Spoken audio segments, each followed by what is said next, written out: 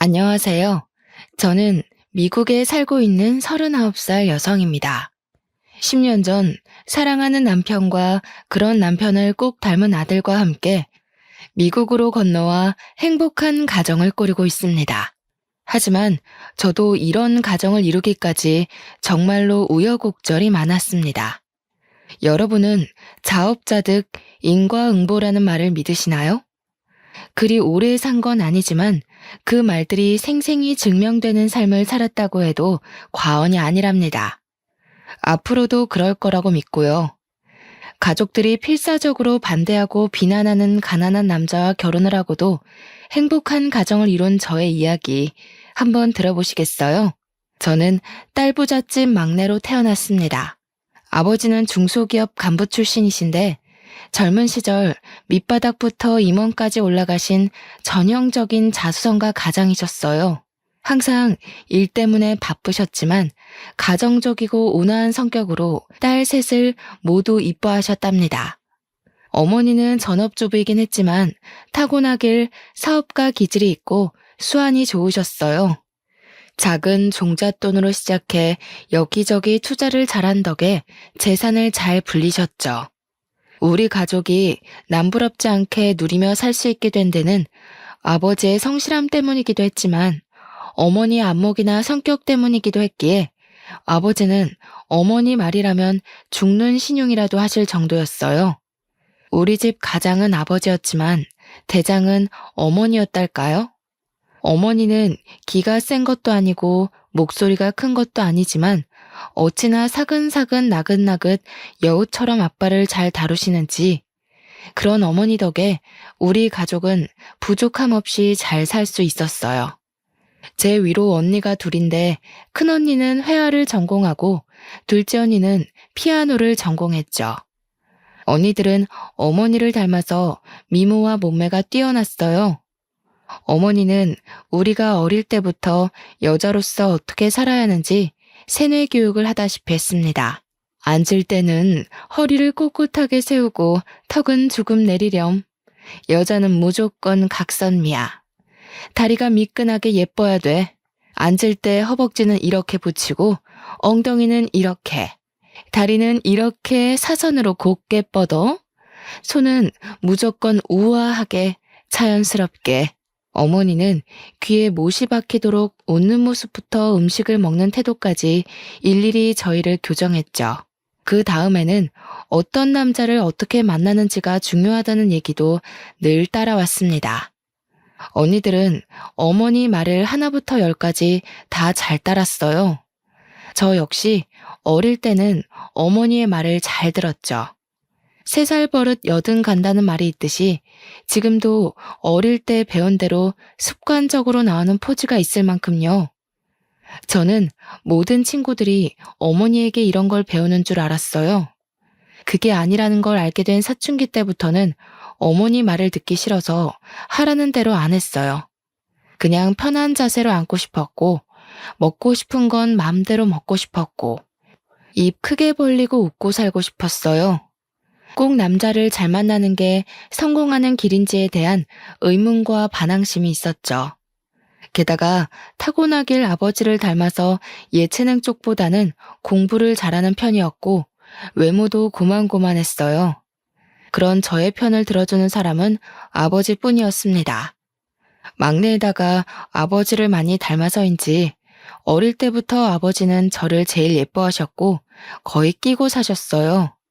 이런 저는 언니들과 취미도 다르고 취향도 다르고 가치관도 점점 달라지면서 자랄수록 미운 오리 새끼처럼 언니들과 겉도는 생활을 했어요.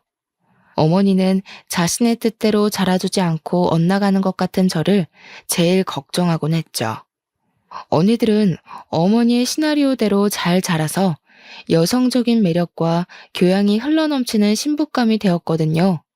다들 어머니가 주선한 선자리에 나가서 좋은 집안 명문대 출신 좋은 직업 가진 남자와 결혼한 건 당연한 수순이겠죠. 첫째 형부는 큰 병원의 내과 의사이고 둘째 형부는 주식 상장까지 한 탄탄한 기업 오너죠. 저는 평범하게 대기업 연구원으로 취직을 했고 그냥 그날이 그날 같은 매일을 보내고 있었어요. 때로는 언니들처럼 사는 게 맞는 걸까 고민하기도 했지만 대학 때 연애도 해보고 소개팅도 해보고 선짜리도 나가봤지만 내 짝이라고 여겨지는 사람이 없었어요. 사랑 없는 결혼을 할 수 없었죠. 언니들이 다 결혼하고 나니 가족 모임이 있을 때마다 언니들도 형부들도 부모님도 결혼하라고 성하셨어요. 어머니가 저를 결혼정보회사에 등록한 바람에 주말마다 선을 보러 나가게 됐습니다.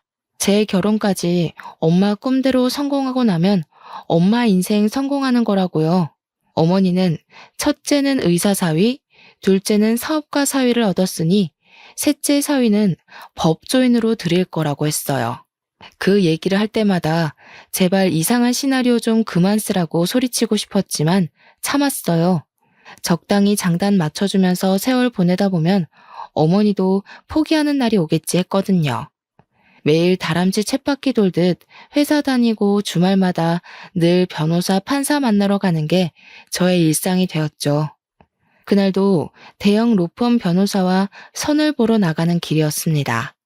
지금까지는 대충 맞춰주고 헤어졌지만 이제 더는 못하겠다는 생각이 들더군요. 그냥 제 평판이 안 좋아지면 엄마도 지쳐서 그만하겠지 하는 오기가 생겨서 그냥 막 나가기로 했어요. 부동산이 어떻고 재산이 어떻고 잘난 척하는 남자 앞에서 저도 그냥 떠들어 제꼈죠. 허영심에 가득 찬 된장녀처럼 돈 밝히고 남자 밝히는 것처럼 마구 떠들었어요. 술도 안 마셨는데 작심하니 그냥 정신줄 놓게 되더라고요. 어머, 자산가시구나. 저 돈 많은 남자 좋아하는데. 이 정도 나이 먹고 알 거 다 아는 사이에 뭐 괜히 가식 떨 필요 있어요? 솔직한 게 마음에 드네요. 저 돈 많아요. 돈 많은 남자 하나 물어서 당장 일 그만두고 인생 팔자 피는 게 목표예요. 변호사 수익이 알고는 있는데 그것 가지고는 안 될 것 같아요. 그래서 정확하게 보유한 부동산이 어느 정도예요? 솔직한 것도 좋고 말씀 못 드릴 것도 없긴 한데 그래도 좀 당황스럽네요. 너무 단도직입적으로 물어보셔서. 뭐 언젠 솔직한 게 맘에 든다더니. 아니, 근데 또 돈만 많으면 나 밤이 많이 외로울 것 같은데 어쩌죠? 저 돈도 보고 몸도 봐요. 좀 보여줄 수 있어요, 오늘? 남자가 질렸다는 표정으로 입을 쩍 벌리고 벌레 보듯이 저를 보더라고요. 속으로 웃음이 났지만 얼굴에 철판을 깔아버렸어요. 아, 맞다. 오늘 안 되겠네요. 저 신상백 예약해둔 게 있어서 명품관에 가봐야 해서요. 돈도 보고 몸도 볼 날 잡아서 연락 주세요. 바이바이. 하고는 일어나서 걸어가는데 등 뒤로 뭐 저런 골빈 여자를 소개하는 거냐고 전화로 따지는 소리가 들려오더군요. 이렇게까지 해야 하는지 한숨도 나고 눈물도 살짝 나려고 하더군요. 너무 일찍 일어난 바람에 집에 가기도 그렇고 해서 전기 봉사하는 고아원에 갔어요. 제가 원래부터 아이들을 좋아했어요. 몇 년 전에 사내 봉사활동으로 사우들과 단체로 명절 선물을 들고 방문했던 적이 있었는데 그때 이후로 달마다 정기 후원도 하고 주말에 아이들 공부 가르쳐주러 자주 들렀죠. 원장님 방에 인사하러 갔는데 어떤 남자가 방을 나오면서 부딪히게 됐습니다. 그러면서 남자 손에 들렸던 사진이랑 서류 같은 게 바닥에 떨어지는 바람에 제가 미안하다고 사과하면서 주워줬는데 영어로 욕 비슷한 표현을 내뱉고 가더라고요. 안 그래도 기분이 안 좋았는데 욕까지 듣고 정말 기분이 상했지만 그래도 제가 좋아하는 아이들 만나서 공부도 가르쳐주고 같이 놀면서 마음이 많이 풀렸어요. 집에 갈 준비를 하고 나오니 비가 억수같이 내리고 있더군요. 중앙 현관에서 주차장까지 뛰어가려고 심호흡을 하는데 선생님, 우산 써요. 초등 2학년짜리 남자아이가 저를 배웅해주겠다고 급하게 부르지 뭐예요. 늘 유난히 저를 따르는 아이였어요. 얼마나 귀여운지 그 작은 손에 우산을 쥐고 롤러브레이드를 신고 싱싱 달려오다가 그만 제 얼굴 앞에서 발이 잘못 걸려서 넘어지려고 하는 게 아니겠어요. 그대로 넘어지면 크게 다칠 것 같아서 아이를 잡으려다가 둘이서 껴안고 같이 흙탕물 바닥에 뒹굴고 말았습니다. 선본다고 차려입은 흰색 투피스 정장이 흙물 범벅이 되고 아이는 미안하고 놀라서 울음을 터뜨렸죠. 저는 진흙바닥에 주저앉아 완전 엉망이 되어버린 제 몰골이 웃겼던 건지 왜인지 알 수 없지만 그냥 가슴이 시원해져서 웃음을 터뜨리고 말았어요. 녀석을 달래주고 흙탕물로 젖은 옷을 대충 스카프로 닦아내고 집으로 향했습니다. 한참 운전해서 가는데 뒤따라오던 트럭이 계속 빵빵 클렉슨을 울리더니 옆으로 와서 창문을 내리고는 차 세우라고 계속 손짓을 하는 거예요. 비상등을 켜고 갓길에 세우고 내렸더니 트럭 차주도 차를 세우고 내리더군요. 아까 고아원에서 부딪혔던 남자였습니다. 알고 보니 제 차 뒷바퀴가 펑크나서 휠까지 주저앉기 직전이었어요. 어쩐지 차가 이상하게 흔들리더라니. 오늘은 꽤나 유별난 하루처럼 여겨졌습니다. 고맙다고 인사하고 차에 타서 보험 출동 서비스를 부르고 기다리는데 한참을 안 가고 뒤에 서 있던 트럭에서 남자가 다시 제 차로 오더군요. 창문을 내리고 올려다보는데 명함 한 장을 주더군요. 저 카센터 일해요. 보험사 오면 여기로 오세요. 잘해드릴게요. 뭔가 어눌하기도 하고 날티나는 말투로 말하고는 가버리는 겁니다. 제가 대답할 틈도 주지 않고요. 곧이어 레카가 왔는데 출동 서비스 직원이 원하는 정비소가 있는지 물어보더군요. 조금 망설이다가 그 남자의 명함을 주며 거기 찍힌 주소로 가달라고 했죠.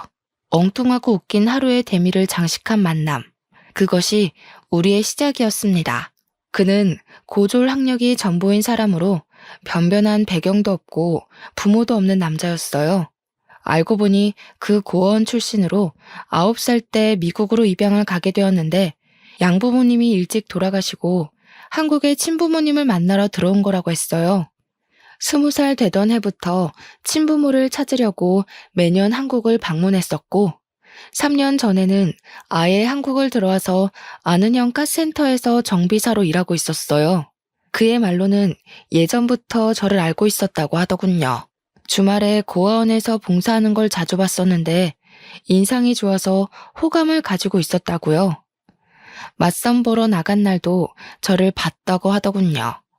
남자는 친어머니랑 연락이 닿아서 그 호텔에서 만나기로 약속을 하고 기다리고 있었는데 제가 그 옆 테이블로 와서 앉더라는 겁니다.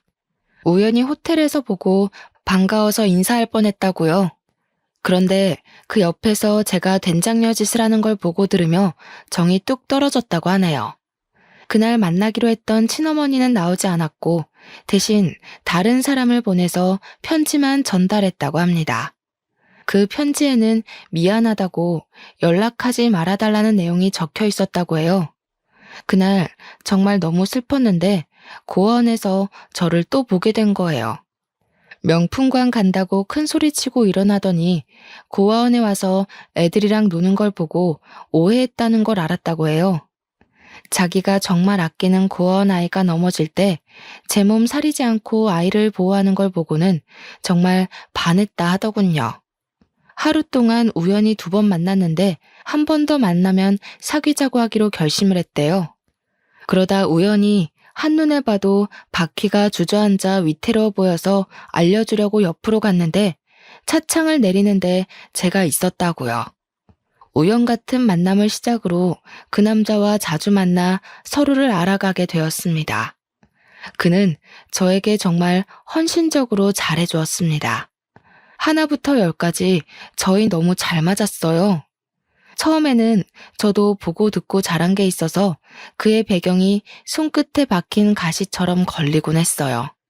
저도 그냥 적당히 속물적이고 세속적인 평범한 여자일 뿐이에요. 하나부터 10까지 그동안 만나본 적 없는 종류의 사람이다 보니 자동 반사적으로 저울질이 되긴 하더라고요.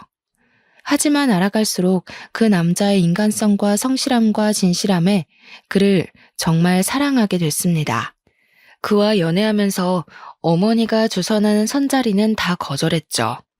사실 제 소문이 정말 안 좋게 나는 바람에 선자리도 뜸해지기도 했고요. 결국 부모님께 사귀는 사람이 있다고 선언하게 되었습니다. 어머니는 사귀는 걸 왜 숨겼냐며 어떤 집안 남자냐, 뭐 하는 남자냐, 무슨 대학 나왔냐, 부모님은 뭐 하시냐 질문 공세를 퍼부었죠. 아니요, 엄마. 그 사람 대학도 안 나왔고 부모님도 안 계시고 모아둔 돈도 별로 없고 카센터에서 정비사로 일하는 사람이에요. 9살 때 미국으로 입양 갔는데 일찍 돌아가시고 혼자 자라서 얼마 전에 한국 들어왔대요. 어머, 어머, 어머. 키 막혀. 너 저번에 선보러 가서 미친 짓 하고 왔다는 소문 건너 건너 들었다. 내가 고개를 들고 다닐 수가 없어, 이거 사. 진짜 미쳤나 봐, 얘가. 너 어디 아프니? 그래, 아파서 그런 거야. 내일 당장 예약할 테니까 엄마랑 신경정신과 한번 가보자. 엄마, 나 안 미쳤어요. 헛소리 아니고 진심이야. 그 사람 한 번만 만나보고 얘기해요. 정신 차려, 이거 사. 금이야 오기야 키워놨더니 엄마한테 돌려주는 게 결국 이런 수치심이야? 말로만 들어도 부끄럽고 입 밖으로 내기도 부끄러운데 어딜 한번 만나보라 얘기를 해. 내가 그런 사위 이 집에 들일 것 같아? 엄마, 사람한테 어떻게 그런 말을 해. 뭐가 부끄러워, 뭐가. 그 사람이 무슨 부끄러운 짓을 했고 뭘 잘못했다고. 엄마가 뭔데 함부로 부끄러워해? 내가 오히려 그 사람한테 부끄러워. 엄마 때문에 부끄럽다고. 뭐? 뭐가 어쩌고 어째? 태어나서 처음으로 어머니께 뺨을 맞았어요. 저도 너무 화가 나서 어머니께 대들고 말았죠. 어머니의 분노는 상상을 초월했습니다. 노발대발하시던 어머니는 그날로 알아놓으셨고 소식을 듣고 찾아온 언니들도 저를 한사코 뜯어 말렸습니다. 못 들을 말도 많이 들었어요. 자기들보다 외적으로 떨어지는 제가 자격지심 때문에 그런 남자를 택한 것 같다며 미안하다며 울지를 않나. 차라리 집안에 먹칠하지 말고 그냥 평생 혼자 살라고 하질 않나. 저도 너무 큰 스트레스로 원형 탈모까지 생겨버렸어요. 그런 난장판 속에서도 아버지는 묵묵히 제 편이 되어주셨어요. 얼마나 든든했는지 그런 아버지가 아니었다면 저는 버티기 힘들었을지도 몰라요. 돌아누워 뜻을 굽히지 않는 어머니 옆에서 몇 날 며칠을 설득해 주셨고 그래도 강경한 어머니께 차라리 자신과 부부의 인연도 끊자고 막내딸 안 보고는 못 산다고 하시는 아버지의 엄포에 결국 어머니가 두 손을 들었다고 합니다. 아버지 덕에 결혼식을 치를 수 있었지만 큰 축복이 가득한 결혼식 내내 눈물바람인 어머니 덕에 결혼식장이 아닌 장례식장 같았죠. 신혼여행도 조촐하게 제주도로 다녀와서 인사드리러 간 날 언니 형부들도 모두 와 있었습니다. 우리를 반기기 위해서가 아니라 마치 제 남편을 구경하려고 온 느낌이었어요. 어머니는 제 남편 눈 한 번을 맞춰주질 않고 얼굴도 보지도 않고 한숨만 쉬고 언니들은 남편을 마치 하인 부리듯이 했습니다. 예상 못한 건 아니었지만 그 정도일 줄이야 어찌나 가시방석이었는지 또 남편에게는 어찌나 미안했는지 겨우 밥을 먹고 거실에 모여 얘기를 나누는데 병원 얘기며 사업 얘기며 형부들은 대놓고 제 남편을 무시했죠. 첫째 형부가 주유구 잡고 총을 쏘는 듯한 제스처를 하면서 자네는 주유소 일한다고 했나? 묻더군요. 그래서 둘째 형부가 아니요 형님, 카센터요 라고 대답하자 첫째 형부가 아 정비소? 정비소에서 미케닉이라고? 쏘리. 기름밥 먹는 건 주유소나 정비소가 같지 뭘 그래. 자네 기름밥이란 말 들어봤어? 기름밥? 하는 겁니다. 언니들은 재밌다고 깔깔대고 웃어댔죠. 남편이 어릴 때 입양 가서 한국말이 좀 어눌하고 영어 섞어서 말하는데 그걸 따라하면서 놀린 거예요. 그런데도 남편은 속없이 그냥 웃더군요. 제가 얼마나 미안하고 또 화가 났는지 몰라요. 그날 형부들이 부모님 모시고 아버지 퇴직 축하를 위해서 요트 크루즈 파티를 하자고 제안을 하더군요. 둘째 형부가 사업을 확장하면서 요트 사업을 시작하게 됐는데 요트 여러 대를 유럽에서 들여왔다고요. 지난달에 도착해서 점검이 모두 끝났고 시승식도 완료했고 요트 운전 자격증도 미리 따둬서 본인이 운전할 예정이니 그중에서 제일 멋진 요트에서 파티를 하자고요. 올해 공들여서 준비했던 요트 크루즈 사업이 이제 시작 단계에 있습니다. 아버님, 요직은 퇴직 후부터 또 제2의 인생이라고들 하지 않습니까? 저희 회사 새 사업과 아버님 인생 제2막이 동시에 시작되니 얼마나 또 축하할 일인지 모르겠습니다. 제2의 인생 멋들어진 요트에서 함께 시작하시죠. 아유, 우리 김서방 대단하다 대단해. 사업 돌보느라 바쁠 텐데 언제 요트 운전까지 배웠을까? 말하는 건 또 어쩜 이렇게 이쁘게 하나 몰라. 그렇죠, 여보? 그래, 고맙네, 김서방. 참 내가 복이 많네. 아닙니다, 아버님, 어머님. 제가 당연히 할 일인데요. 이가 척을 얼마나 생각하는지 몰라. 이번에 요트 크루즈도 시댁 어른들보다 우리 아빠 엄마를 먼저 챙기는 거 있지? 예, 누가 들으면 김서방만 사위 노릇 제대로 하는 줄 알겠어? 우리 민지 아빠는 뭐 우리 집에 못하니? 아, 언니. 형부가 우리 집에 못한다는 게 아니라 이 사람이 잘한다는 얘기지. 누가 형부가 못한다 그랬어? 안 그래도 며칠 전에 엄마한테 들었어. 형부가 아빠 엄마 건강검진 프리미엄 코스로 예약해드렸다면서? 엄마가 전화 와서 얼마나 자랑을 하는지. 형부, 제 귀에 피나는 줄 알았어요. 장모님도 참. 의사 사위가 매년 당연히 해드리는 건데 뭘 또 그렇게 자랑까지 하셨어요. 어머, 그랬어? 그러니까 엄마도 참. 뭘 그걸 전화까지 해서 자랑을 했대. 아, 자랑이지. 큰 자랑이지. 의사 큰 사이가 때 되면 고급 풀코스로 건강검진 시켜줘. 사업가 둘째 사이가 사업도 승승장구하고 때마다 좋은 구경 시켜줘. 내가 우리 사위들 자랑하고 싶어서 친구들 더 만들 판이네. 어쩌면 이렇게 사위복이 많아서 얼마나 감사해. 얼마나 좋아. 어머님, 총 쏘는 셋째 사위도 있지 않습니까? 형님, 주유소가 아니라 정비소라니까요. 아, 그랬어? 자꾸 헷갈리네. 이러나 저러나 기름밥 먹는 건 똑같다니까. 그 조크는 들어도 웃기네.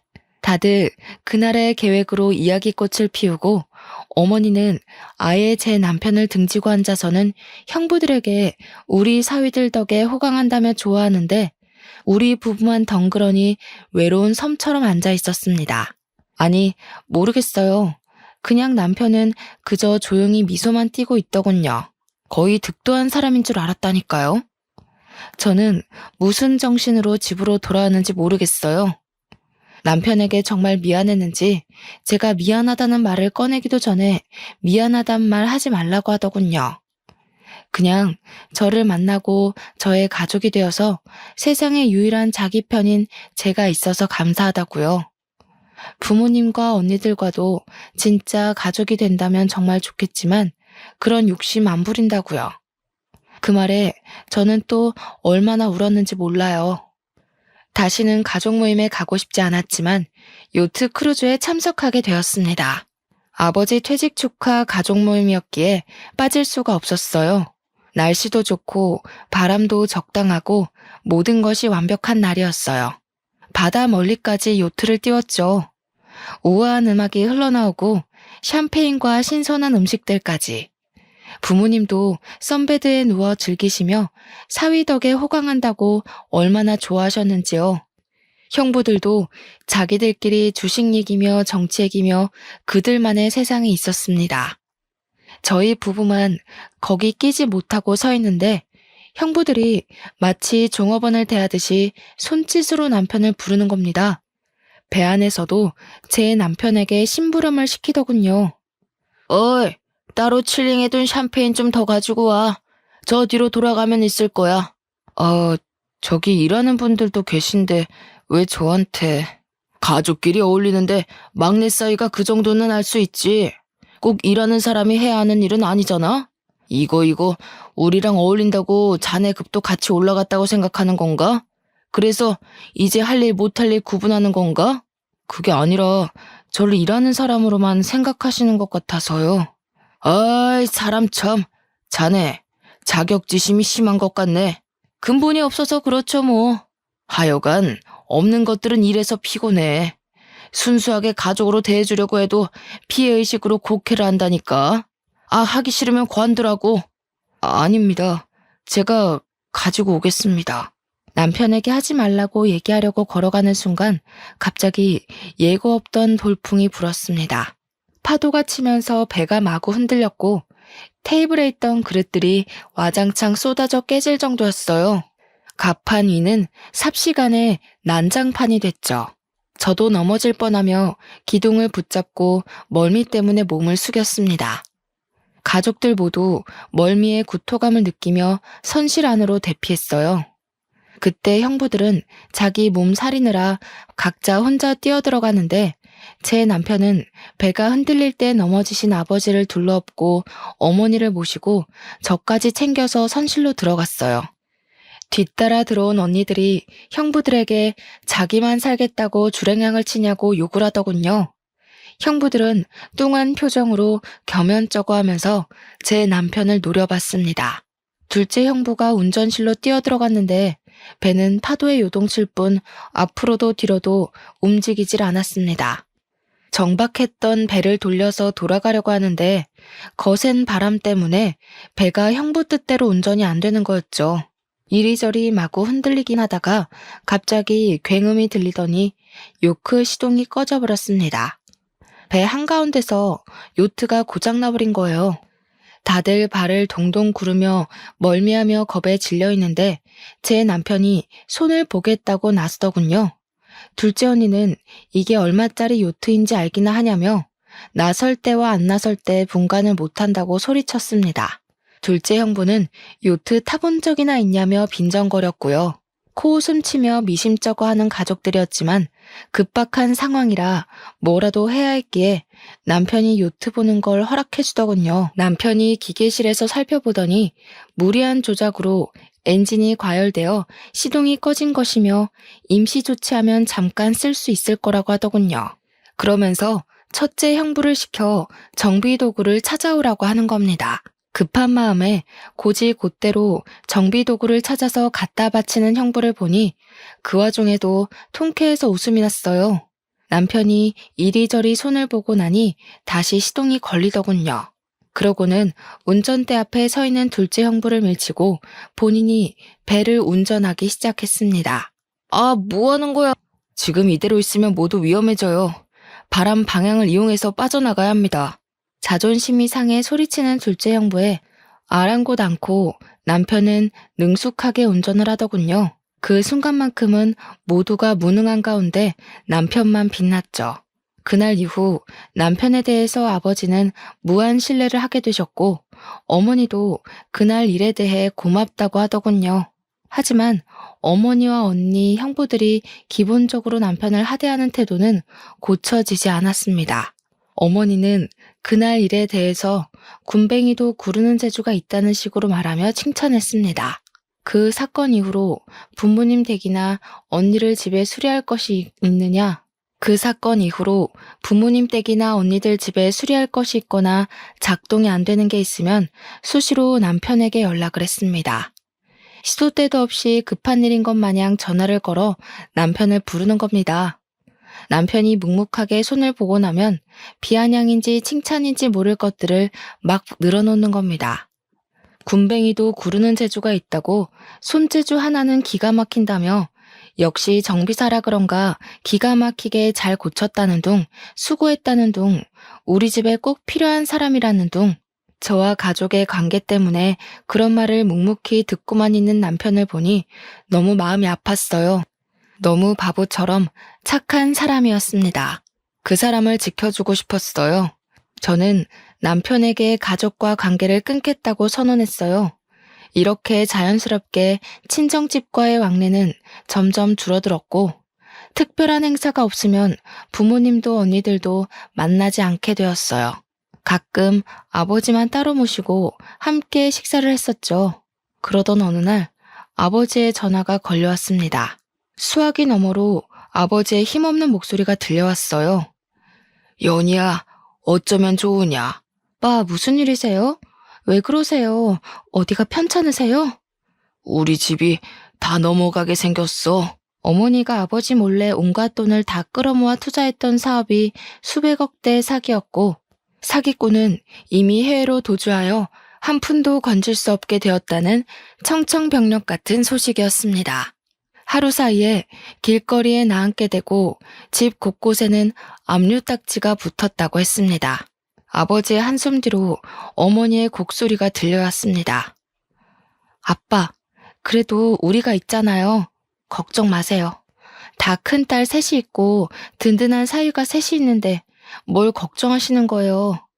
큰언니랑 둘째 언니는 뭐래요? 내심 언니들이 부모님 사실 거처는 마련해 드릴 거라 생각했는데 아버지는 답이 없으셨습니다. 아마 저에게 연락하시기 전에 언니들에게 먼저 연락을 하셨을 텐데 아무 답이 없으신 걸 보면 이상했어요. 언니들에게 연락하니 둘 다 나 몰라라 하였습니다. 첫째 언니에게서는 의사가 벌면 얼마나 번다고 그러냐며 애들 교육비만 해도 매달 수백이 드는데 부모님까지 어떻게 건사하냐는 답이 돌아왔습니다. 기가 막혀서 말도 안 나오더군요. 둘째 언니에게서는 엄마 때문에 남편과 부부싸움까지 했다며 엄마 탓을 하는 푸념을 들어야 했습니다. 달면 삼키고 쓰면 뱉는다는 게 이럴 때 하는 말일까요? 저도 엄마가 미웠지만 엄마보다 더한 언니들이 더 미웠습니다. 결국 저는 자초지종을 남편에게 이야기했고 남편은 생각할 필요도 없다는 듯 당연히 우리가 모셔야지 하더군요. 부모님께 큰 방을 내어드리자며 부모님을 위해 새롭게 꾸미자고까지 하더군요. 그렇게 구박받고 무시받았는데도 한치의 망설임도 없이 부모님을 모시겠다고 나서는 남편이 대단하고 존경스럽게 여겨졌습니다. 너무 고맙기도 하고 착잡하기도 했어요. 저와 남편이 사는 방 2개짜리 작은 신혼집에 부모님이 들어오시던 날, 아버지와 어머니는 남편 앞에서 고개를 들지 못하셨습니다. 부모님을 위해 마련한 안방에 2분을 모시고 갔어요. 2분을 따뜻한 방에 앉게 하고 남편과 저도 마주 앉았습니다. 자네에게 정말 면목이 없네. 정말 너희에게 미안하다. 장인어르신, 장모님, 2분께는 슬프고 마음 아픈 날이지만 너무 슬퍼하지 마세요. 오늘이 저에게는 참 기쁜 날입니다. 저희 집에 한 번도 안 오셨던 장모님이 처음 오신 날이잖아요. 아이고, 기쁜 날이라고 말해주니 너무 고맙네. 내가 이렇게 신세를 지게 될 줄을 모르고 너무 고맙고 미안해.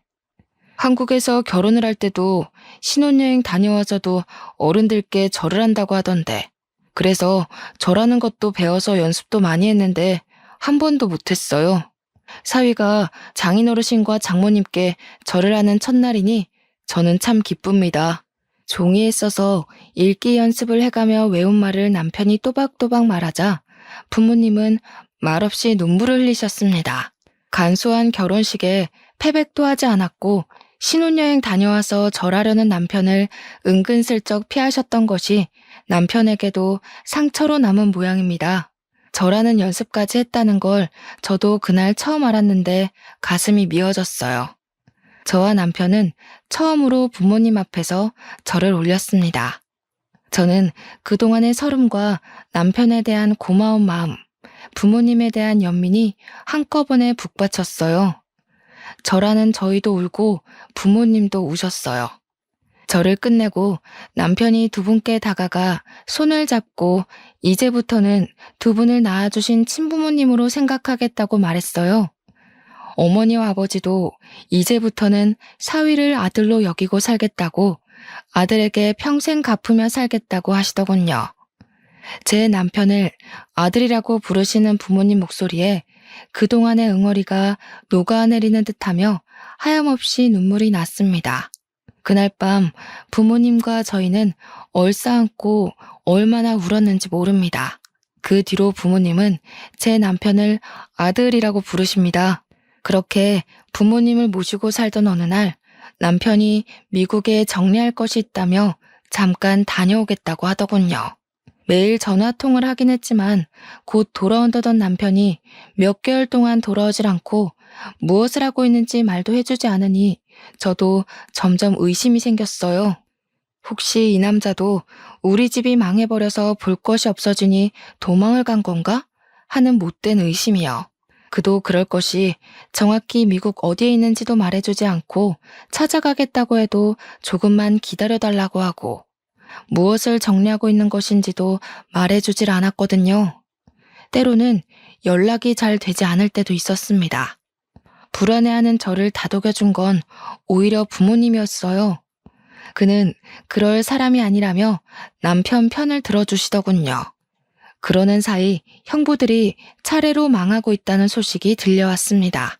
소문에 첫째 형부는 재단에 막대한 피해를 입혔다는 이유로 권고사직 당했다고 하더군요. 둘째 형부는 요트 사업이 중간에 계약이 파투가 나는 바람에 자금줄이 막혀서 부도 위기라고 했고요. 이 소식도 당장 돈이 급해진 큰언니와 둘째 언니가 혹시나 부모님께 받을 게 없나 해서 연락을 해온 덕에 알게 됐죠. 내칠 때는 언제고 받을 것 챙기려고 연락을 해온 언니들이 야속하기만 했습니다. 남편이 수개월 만에 미국에서 돌아오던 날 어머니는 오전 내내 부엌에서 정성껏 음식들을 준비했어요. 온종일 잔치가 열릴 것처럼 온 동네 맛있는 냄새가 진동을 했죠. 거의 뷔페처럼 한식 요리를 준비하는데 남편이 뭘 좋아할지 몰라서 다 준비하신다며 웃음이 만발했습니다. 아이고, 우리 아들 왔어? 우리 아들. 남편이 집에 들어왔을 때는 저보다 먼저 달려나가 정말 신발을 신지도 않고 버선발로 현관에서 남편을 맞이했어요. 그러고는 남편 앞에 선 어머니도 뒤따라 나간 저도 아버지도 뭔가 낯선 남편이 어색해 한참을 마주봤습니다. 결혼식 때 말고는 본 적 없는 말끔한 정장 차림에 고급진 가죽 서류 가방을 들고 헤어스타일까지 단정해진 남편 모습이 의아하면서도 아주 멋져서 탄성을 질렀죠. 남편은 그냥 웃으며 아주 맛있는 냄새가 난다며 배고프다고 너스레를 떨었습니다. 뭔가 변한 듯한 남편의 모습이 조금 낯설었지만 싫지만은 않았어요. 식탁에 둘러앉아 점심 식사를 시작할 무렵 초인종이 울렸습니다. 문을 열기 무섭게 언니들과 형부들이 들이닥쳤습니다. 어머, 언니, 형부, 무슨 일이에요? 갑자기 연락도 없이 이렇게 오세요. 주변의 소란스러움에도 미동도 없이 식탁에 앉아 묵묵히 밥을 먹고 있는 제 남편 앞에 언니들과 형부들이 무릎을 꿇는 겁니다. 저는 너무 놀라서 가슴이 철렁 내려앉았어요. 상상해 본 적도 없고 일어날 일이라고 생각한 적도 없는 눈 뜨고 보면서도 믿기지 않는 장면이었거든요.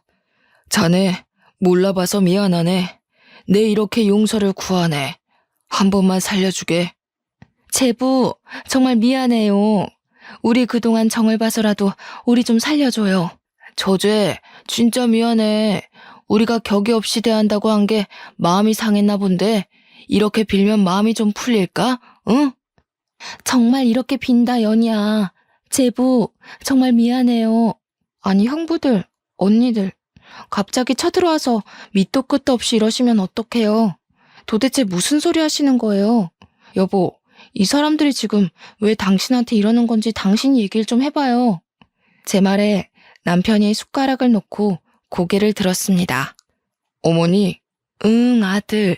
어머니가 해주신 불고기하고 미역국을 먹으니 정말 집에 왔다는 게 실감나요. 너무 그리웠어요, 이 맛. 그러더니 자리에서 일어나 아버지 어머니께 보여드릴 것이 있다며 함께 가자고 하는 겁니다. 남편은 형부와 언니들을 철저히 무시하고 있었습니다. 이게 대체 무슨 일인지.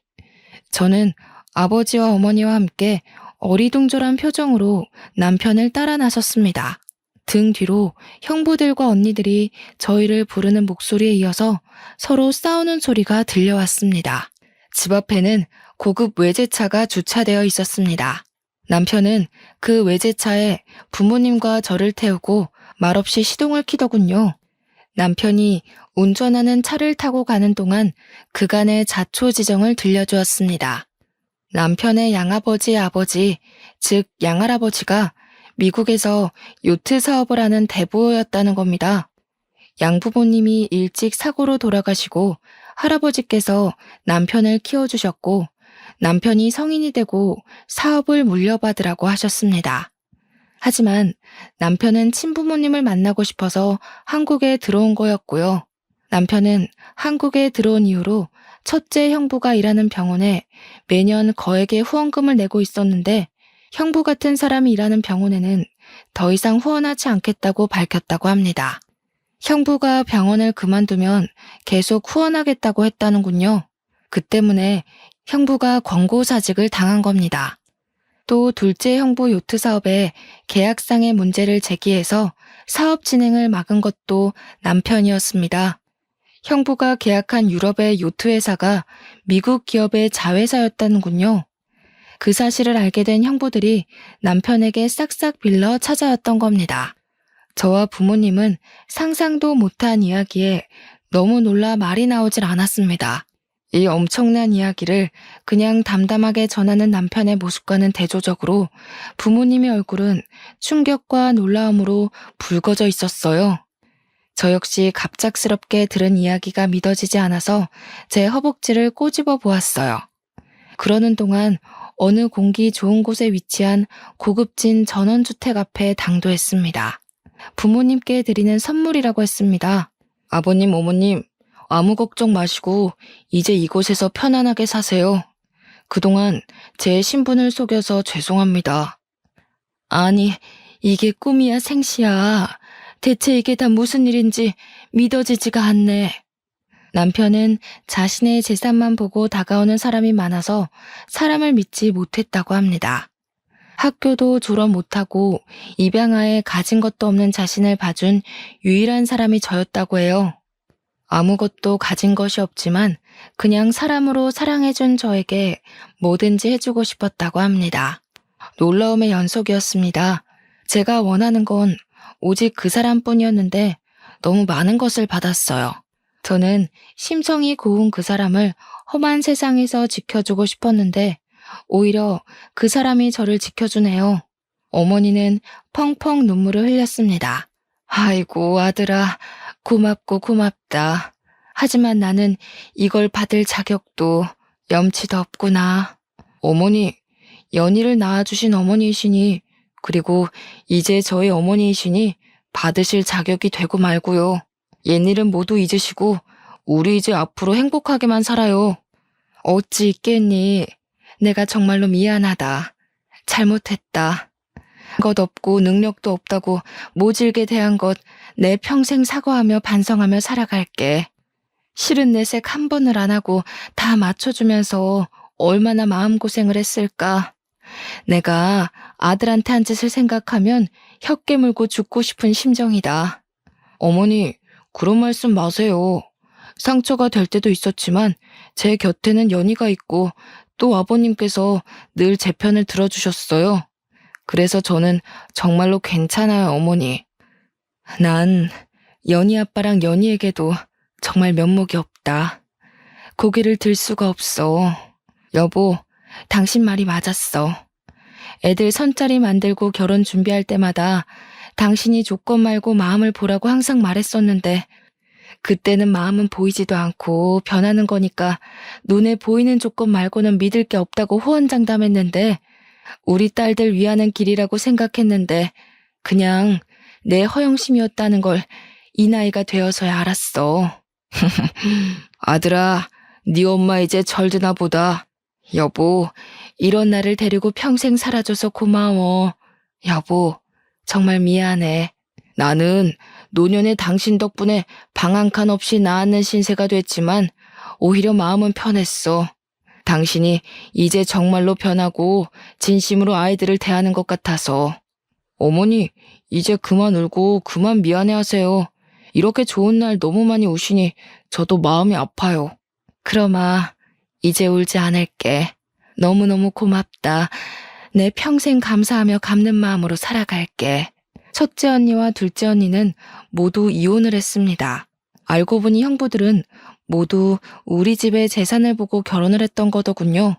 의사인 큰형부는 처가에서 개인병원을 내줄 것으로 생각하고 그동안 장인 장모에게 공을 들였던 건데 한순간에 처가가 망한 데다 본인도 병원에서 쫓겨나게 된 건 모두 큰언니 때문이라며 거액의 위자료 청구 소송을 했지만 패소했습니다. 큰언니는 입시 미술학원 강사로 일하며 생계를 유지하고 있다고 들었습니다. 둘째 형부도 처가 재산을 믿고 무리한 사업 확장을 했던 건데 처가에 손 벌릴 수 없게 되고 요트 사업마저 불발되는 바람에 부도가 나 한순간에 길바닥에 나앉게 되었습니다. 잦은 부부싸움 끝에 합의 이혼을 했다더군요. 둘째 언니는 저희 남편이 부모님께 마련해드린 집에서 눈칫밥을 먹으며 더부살이하고 있어요. 사실 언니들이 저와 남편이 부모님께 해드린 노후자금에 기대서 살고 있다는 걸 전부터 알고 있지만 그래도 혈육이 뭔지 부모님 생각해서 모른 척하고 있습니다. 저와 남편은 그 후 고아원에서 9살 남자아이를 입양하였습니다.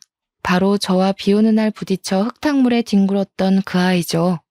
평소 저를 많이 따르고 좋아했었고 저도 늘 마음이 가던 아이였는데 남편 역시 본인이 입양될 때 나이와 같아서인지 늘 눈에 많이 밟혔다고 하더군요. 여러분은 입양에 대해서 어떻게 생각하시는지 모르겠어요. 저는 사실 입양은 대단한 사람들이 하는 일이라고만 여겼어요.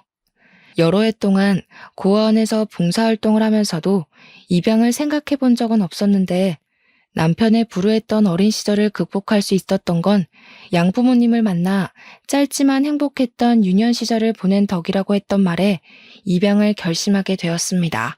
갓난아이를 데리고 올 줄 알았는데 막상 고아원에 갔을 땐 벌써 9살인 그 아이 생각만 나더라고요. 남편도 그 아이를 만날 때마다 양자 삼고 싶은 마음이 있었는데 차마 제게 말하진 못했다고 했어요. 제가 먼저 입양을 제안했을 때 너무나도 기뻐했어요. 아이도 늘 혼자 생각했다고 합니다. 일기장에도 쓰곤 했대요. 그 아줌마가 우리 엄마였으면 좋겠다. 그 아저씨가 우리 아빠였으면 좋겠다 하면서요. 저와 남편이 서로를 모르던 때부터 말이죠. 이런 것이 하늘이 이어준 인연일까요? 우리 모두가 서로를 원했으니까요. 아이와 함께 우리 세 가족은 미국으로 떠나왔습니다. 남편이 본격적으로 사업 경영에 뛰어들어야 했거든요. 그렇게 떠나온 지 어느새 10년이 흘렀습니다. 의도한 건 아니지만 우리 부부에게서는 아이가 생기질 않더군요. 우리 아들 배 아파 낳은 건 아니지만 하늘이 이어준 감사한 인연으로 여기며 귀하게 키웠습니다. 몇 년에 한 번은 한국에 들어가 부모님을 뵙기도 하고 부모님 생활에 바쁘다 보니 또 마음만큼 자주 뵙기가 어렵더군요. 9살이던 우리 아들은 이제 어엿한 대학생이 되었고요. 며칠 전 아들이 친부모님을 찾고 싶고 한국에서 살아보고 싶기도 하다고 한국에 가고 싶다고 하더군요. 자기 능력만으로 한번 살아보고 싶다나요? 저희 부부는 흔쾌히 아들의 여행을 허락하며 행운을 빌어줬습니다. 굿럭, 언제든 돌아올 곳이 있으니 마음껏 세상을 경험하고 오라고요. 앞으로 10년 뒤 저는 또 어떤 삶을 추억하고 있을까요? 10년 뒤 우리 아들은 어떤 이야기를 들려줄까요? 그저 바라건대 우리 아들에게도 전략이 아니라 진심이 통하는 인연이 온다면 좋겠습니다. 지키고 싶은 것을 찾고 스스로 지킬 때 자신도 지켜지는 거라는 걸 알게 되면 좋겠고요. 그럼 더 바랄 게 없을 것 같아요. 하지만 제가 경험했듯이 자식의 인생이라는 건 엄마의 시나리오대로 흘러가는 게 아니거든요. 그러니까 굴럭을 빌어주는 것 말고는 할 수 있는 게 없네요. 여러분의 지난 10년은 어떠셨나요? 또 앞으로의 10년은 어떨까요? 계획대로 생각한 대로만 흘러간다면 편안할 수는 있어도 재미는 없겠죠. 하지만 삶이 계획대로 흘러가든 아니면 뜻밖의 일들로 가득하든 분명한 건 주는 만큼 돌려받는다는 말은 정말 맞는 것 같아요. 살아보니 그렇더라고요. 받으려고 하지 않았지만 그래도 진심으로 살려고 노력했더니 기대하지도 못한 선물들을 많이 받았던 것 같습니다. 또 이 선물들을 주변에 좋은 마음으로 나누며 살다 보니 결국 돌려받게 되더라고요. 마찬가지로 주변을 물질만으로 평가하고 관계하는 자는 결국 물질로 망하더군요. 삶은 늘 시나리오대로 흘러가지는 않지만 어떤 일을 하든 자업자득 인과응보란 건 잊지 마세요. 거기에 행운이 한 스푼 보태어지면 더할 나위 없겠죠. 그러니까 여러분에게도 크로스핑거스 늘 행운이 함께하기를 응원합니다.